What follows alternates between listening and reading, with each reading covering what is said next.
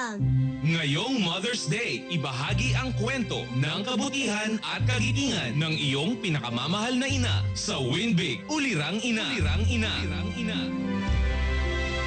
Magandang umaga mga ka-Big Time. Ito na naman po tayo muli sa Win Big Ulirang Ina 2013 at magbabasa po tayo ng another entry sa araw na ito. At ang ating entry ngayong May 2, araw ng Huwebes, ay galing kay Francis Brian Viesca ng San Jose del Monte City, Bulacan. Dear Big Radio, ako po si Francis Brian Viesca, 20 years old, nakatira sa Block 7, Lot 4, Palmera Northwind, San Jose del Monte City, Bulacan. Sexy Yani, 4 po kaming magkakapatid. Lahat kami ay nag-aaral at ako po ang panganay. Namatay po ang aming ama, 4 na taon na po ang nakalilipas. Ang aking ina naman po ay nagtatrabaho ngayon sa isang pribadong opisina sa Quezon City bilang sekretarya. Sexy Yani, mula nang namatay ang aking ama, humanap ng ekstrang trabaho ang aking ina para pangdagdag sa gagastusin.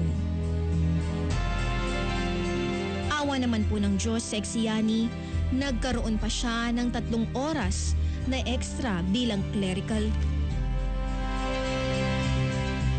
Bago umalis ang aking ina papuntang trabaho, tinitiyak niya na may mga pagkain para sa amin.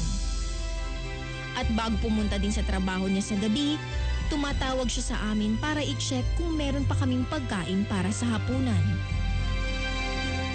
Tuwing Sabado at Linggo, Sexy Yani, nagluluto naman ang aking ina ng masasarap na pagkain.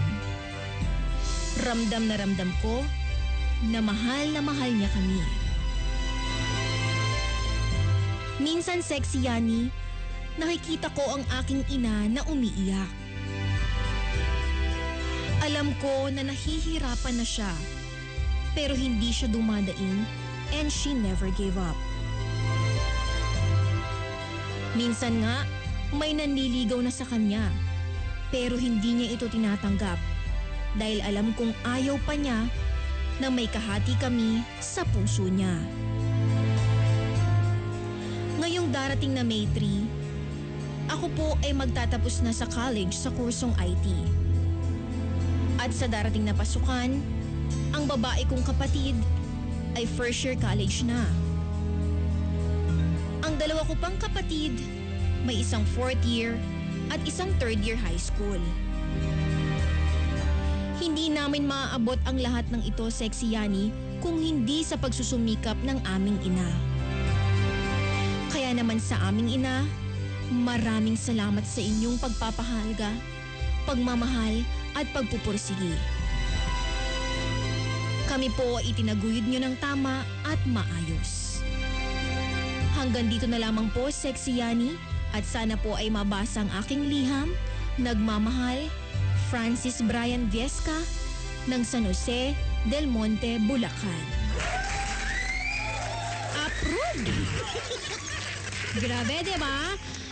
Sa tingin ko, ito ay pasok sa kategoryang tatanging ina kasi single mother siya na tinataguyod ang kanyang mga anak. At dahil dyan, Francis Brian, mag-uuwi ang iyong ina ng Camel Appliances at syempre, bouquet of flowers from Island Rose. Ayan. At qualified ng iyong ina, Francis Brian, na tanghalin. Malay mo siya na ang kauna-unahang Win Big Ulirang Ina 2013. Kaya antabayanan nyo yan. Marami pa pong liham ang babasahin mamaya ni Manny Pacquiao at Diwata sa kanilang mga oras. Kaya antabayanan nyo yan, ka-Big Time, at patuloy pong magpadala ng mga liham na katulad nito, talaga namang inspiring. Ipadala yan via snail mail. Pwede po sa 91.5 Big Radio, Grand Floor, AIC Gold Tower, Emerald Avenue, Ortigas Center, Pasig City. O di kaya naman po ay mag-email sa amin, winbigulirangina2013@yahoo.com. Ayun, talaga naman kapag ganito ang mga nababasa mo sa umaga, lalo na sa mga mommies out there, talaga naman yung mga nanay, ina, mudra, mas nai-inspire silang alagaan ng kanilang mga anak. Ayan, maraming salamat sa liham mo, Francis Brian Viesca. At syempre, ka-Big Time, patuloy po kayo magpadala ng mga liham at malapit na ang Mother's Day. Magbigay po kayo naman po tayo sa ating ina ng tahanan. tinatawag mami, mama o mga social mama. Ayan tuloy-tuloy din ang tugtugan ka big time dito lang sa 91.5 Big Radio. Big na big sa tugtugan, big na big sa kasiyahan. 91.5 Big Radio. Gusto ko, dako. Ako po si Sexy Annette. Ito po ang Win Big Ulirang Ina 2013. Sa buong kamay nila. Sa buong kamay nilaan. Big na big sa tugtugan. Big sa kasiyahan. Kami po ang